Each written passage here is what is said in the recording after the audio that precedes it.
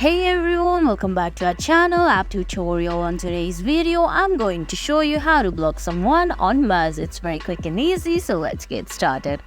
First, open the Muzz app on your phone. If you don't have the app yet, you can get it from Google Play Store or the Apple App Store. Once you do that, launch the app and sign in into your Muzz account. Now on your screen, you can see options like menu, explore, chat and marries. You can go anywhere. Well, you just have to find the person that you want to block.